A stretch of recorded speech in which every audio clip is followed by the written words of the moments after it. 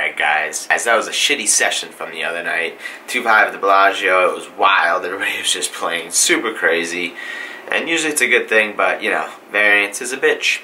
So the point is we are going to go out tonight, we're going to hit up the Nugget. I think I'm just going to jump in that 1-2 unlimited buy-in game, because I've seen a lot of crazy shit happen there. And we are going to rectify this situation.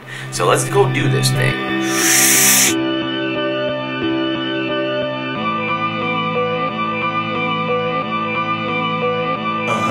Yeah.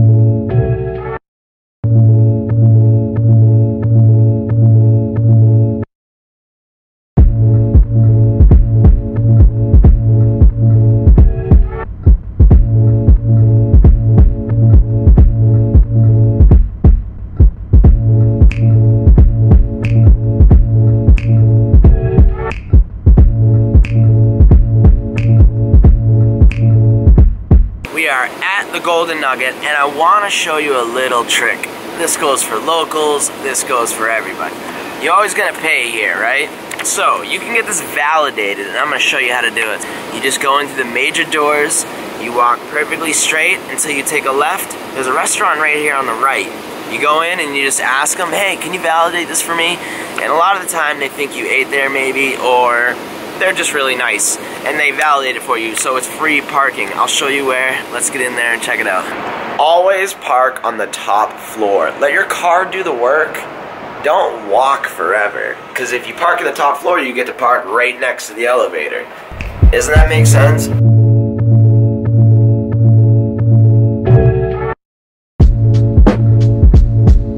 Okay, if you come straight in, so you keep going down to the end, and then there's this restaurant on the right here at the end. Check this out. Hey Isaac, say what up. What up? Hold this for me, bro, really quick. Let's see how this works. Watch, I'll show you. How you doing? Can you guys validate this for me, please? Sir. You are the best. Thank you. Oh, thank you so much. You too. Boom. There it is, our validation. Quick stamp. That'll give us free parking here all night. So that's how it's done. Remember that for anybody who comes down to the Golden Nugget and wants to get some free parking. Or anytime you come downtown, as long as there's not a huge event, just come to the Golden Nugget and get your shit validated right there. That's one of the top secret locals. Secret. Yeah.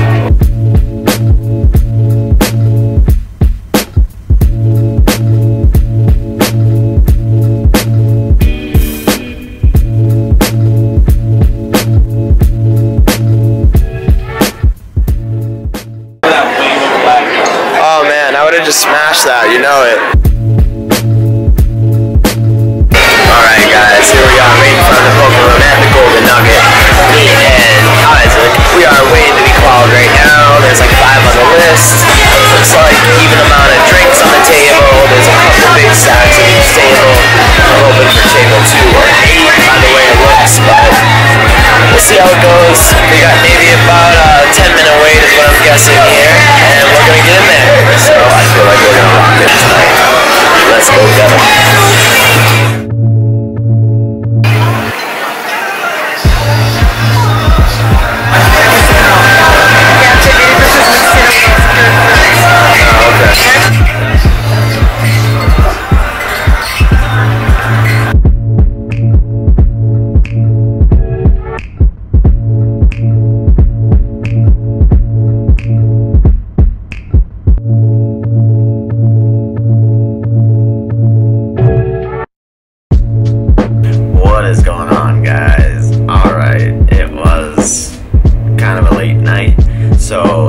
course you saw that I got caught. I got caught multiple times last night, so yeah. So I wasn't able to film at the table. And from this point on, I will never be able to film at the Golden Nugget again.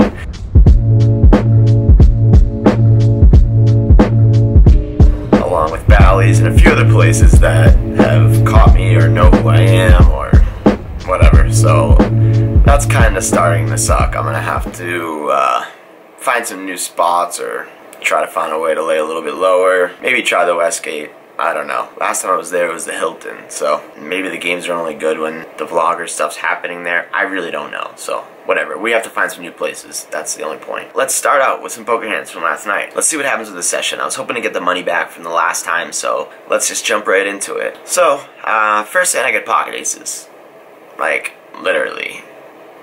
Sit down, pocket aces. Sweet. Knew I found the right table. Like, I was praying for table number 2 and nailed it. First hand, I had pocket aces. I was in the cutoff, and there were 2 limps ahead of me. A raise from middle position to 8.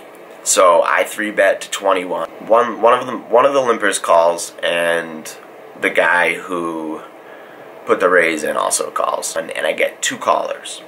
So we go to the flop. It's a 5 of spades, 6 of clubs, jack of spades. It gets checked to me in position. I bet 45. So the original limper folds, and the original raiser bumps it up to 115. So I just flat. I want to keep him in. This is one of the guys that I was hoping I could tangle with. The turn is a jack of clubs. He checks, and then I just shove the remaining of my stack. He says something about getting counterfeited and mumbles under his breath and folds.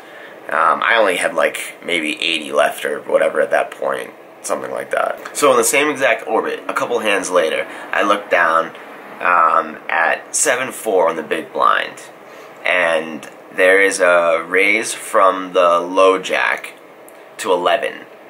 There's 5 callers, comes up to me, I see my 7-4, and I start talking about well, Jesus, you know, everybody's in there, it's a couple more bucks, the math this, the math that. I start talking about the math, like, well, math says call, right? Everyone's like, yeah, fuck math, blah, blah, blah, you know, we're all just screwing off. And flop comes out, I check blind. Like, I'm just playing it, I have the crappiest hand in the world, you know. I check blind, and the flop comes 7-4-4. Bink. 2 hearts. So since I checked blind, I'm waiting for this guy to bet out. He never bets, it checks through. So I'm like, God damn it. So I instantly check blind again, like, let's just get this hand over with. There's 5 other people in this hand. Somebody's got to put a bet out. So the turn comes, ace of diamonds. I've already blind checked. Like, a few people check to him. He's in position and bet. He says out loud, oh, I definitely have to bet now. And puts out a bet for 16. Everybody folds up to me, and I raise to 45. So the river is a 5, and I tank for a while, like I'm thinking about doing something. And, you know, of course I'm thinking about doing something. I'm trying to get, how much money can I get out of this guy? And he says all of a sudden, you need to bet. And I said, oh, I need to bet? So you must be weak.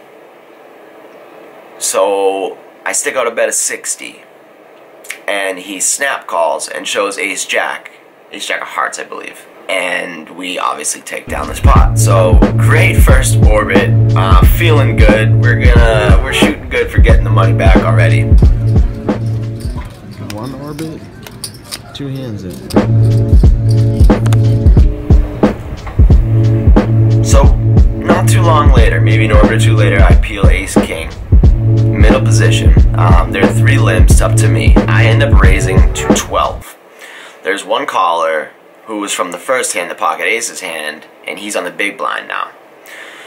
Flop comes 9, 8, 6, rainbow. He checks. I check back. I think at this point there's no reason to bet this board. God damn it. Hello. Hello. Good.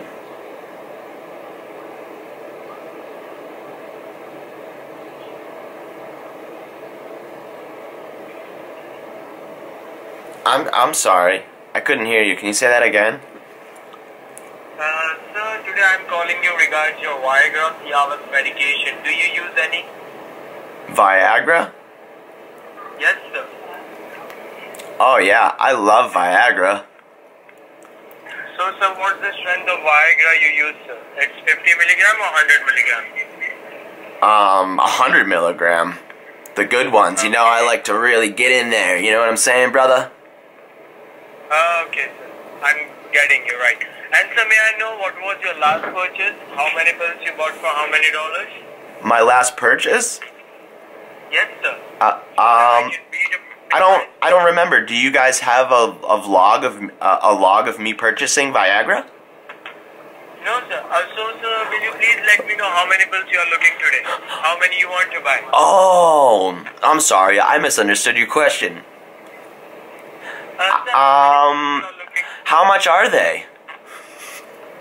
Sir, I can provide you 100 of them. I can provide you 200 of them. Or else I can provide you 400 of them. And how many do? pills you want? What? I don't have a prescription though, right? Do I need a prescription? No, sir. You don't need any prescription for this medication if you are a consumer of Viagra.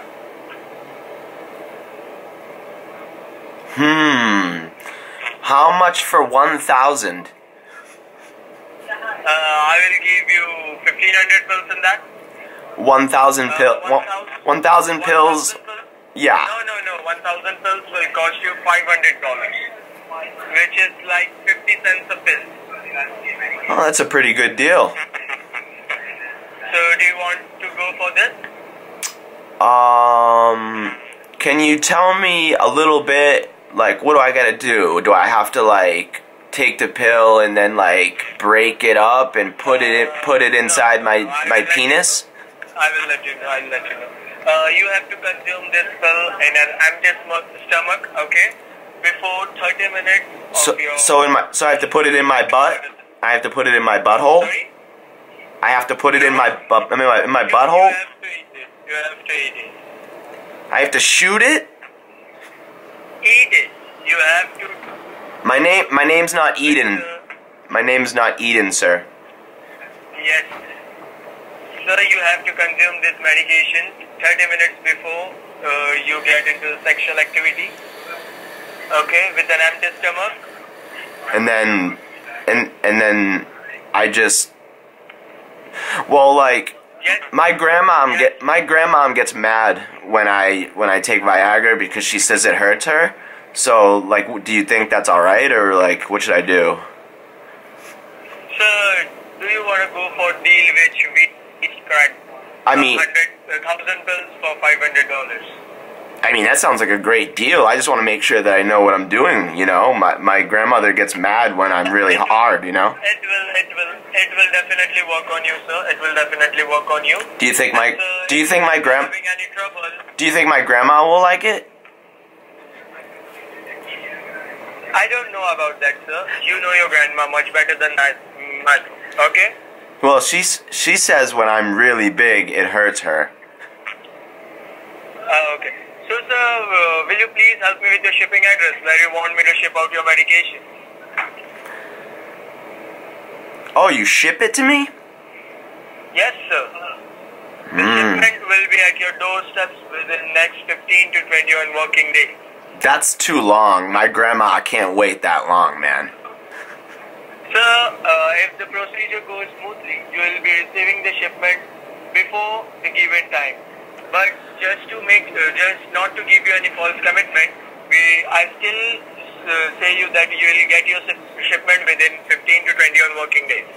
So, sir, will you please help me with your shipping address where you want me to ship out your medication? Well, the thing is right now is that I live in Las Vegas and I live underneath the tunnels, so I don't really have an address to, like, per se.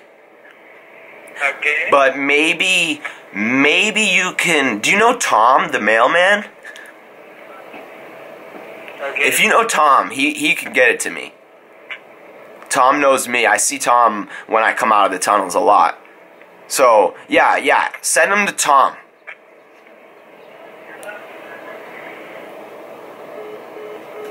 Oh my god. What the hell? I'm so happy that just happened in the middle of my hand breakdown. Holy shit. Oh god, I have to put that in there. That was amazing. That was just the best thing. I'm trying to do a hand breakdown. Holy shit. Okay, let me do a backstory on this really quick. Literally, this is the worst thing that's honestly ever happened to me. I might make this a part of the vlog now that I'm thinking about it. These people have been calling me for 15 years. I swear to God, I was in high school and my friend, we were walking to the mall. There was a thing to get Viagra. You filled out this form and dropped it in the thing in the middle of the mall. And me and my friends were fucking around putting our friends' names and stuff like that. And my buddy goes, hey Frechette, and my nickname is Frechette. Most people a lot of my friends call me Frechette, right? So he's like, hey Frechette, look at this. And he holds it over the thing, and it had my name on it, and my phone number, and he dropped it. And I tried to grab it. I was like, you motherfucker, and we laughed about it, right? Now here I am, 33 years old. These people call me like 3 times a day for 15 years. I told them I've done everything I possibly like to ask for managers, everything. I'm gonna make this a part of the vlog. This is hilarious. Epic shit. How am I supposed to do hand breakdowns now? Holy shit. Time out. Well, there goes my advertising dollars for this one, huh? I have no idea where I was. So, the board was dry, for the most part, but hands like 10 Jack and 9-8 and 7-10 and all these different hands are hands that be calling on the big blind. You know, this could be more his range than mine. He's gonna only put me on a... The only thing I could do is if he puts me on a higher pair and then he folds. So I figure I'm just going to check it back and see what happens. So the turn is the king of diamonds and he checks. I end up betting 15 and he calls. So we go to a river and it is a 9. He checks again, I bet 25 and he ends up folding. So we just scoop up this pot.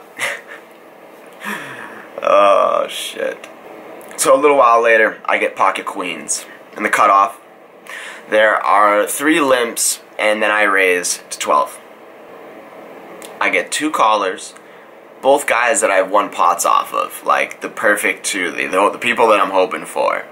The flop comes Queen of Diamonds, Ace of Spades, 6 of Clubs. He donk bets, leads 12, and I just flat. This guy is like, it's been spilling money. It's been absolutely amazing. He bought in for 700, then he bought in for 1,500, and then he bought in for another 300, I think, before he left. I don't know. It was crazy. He was just going nuts, and he was definitely drunk. So I just call the 12. The turn's a deuce, and he checks now. I bet 35, and he shows an ace, and then folds. I'll take it. Literally, I've been shut down 3 times for filming during this session. Literally, they caught me 3 different times, so I had to cut, and I'll get back to you about it, but I can no longer video anything, or hands, or anything in here at Golden Nugget. It's official. I'll get back to you guys later with some hands. So 2 hands later, got the same dude that I've been gunning for. I see him limp in with a few other people. I peel pocket 9s, so hopefully I can get... I'm going to stick in a raise of 15, and hopefully I can get this guy to call again. Unfortunately, everybody folds, and the dude to my right, who is pretty tight, ends up calling. We're heads up, and the flop comes Ace King 6. He checks, so this is technically supposed to hit my range a lot more than his, but he is a tight player and I know this. But so I continue for 15, just a small amount. I want to kind of test out what's going on. He's either just going to completely dump it right now because he knows I have like an Ace King, kind of Ace King, King Queen hand. And if he calls or raises, then I know I'm in trouble, right? So I can win the pot right there for a cheap price, or I know that I got myself in a spot. So I continue for 15, and then he bumps it up to 45. So I immediately know, alright, I'm in trouble. So I end up dumping it, and he shows pocket 6s. So he flopped a set. Playing perfect tonight. So a little while later, I end up with King. I call a raise of $21, and another guy calls. The flop is 6-3-8. So again, I get to battle with these crazy dudes that play every hand and have been doing crazy stuff. So that's why I just flat, right? Because I know he's gonna keep betting.